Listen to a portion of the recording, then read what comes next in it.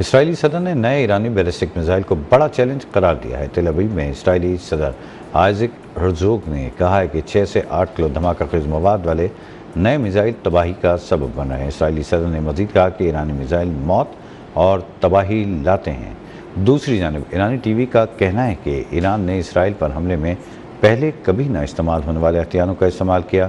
تازہ حملوں میں تل ابیب کے 8 علاقوں میں تباہی پھیلی، کئی علاقوں کی بجلی منقطع ہے، 4000 قابض اہلکاروں کو محفوظ مقامات پر منتقل ہونا پڑا ہے۔ اسرائیلی صدر نے نئے بیلسٹک میزائل کو بڑا چیلنج قرار دیا ہے۔ تل ابیب میں اسرائیلی صدر آئزک ہرزوگ نے کہا کہ 6 سے 8 کلو دھماکہ خیز مواد والے نئے میزائل تباہی کا سبب بن رہے ہیں۔ اسرائیلی صدر نے مزید کہا کہ ایرانی میزائل موت اور تباہی لاتے ہیں، جبکہ ایرانی ٹی وی کا دعویٰ ہے کہ ایران نے اسرائیل پر حملے میں کبھی نہ استعمال ہونے والے ہتھیاروں کا استعمال کیا ہے۔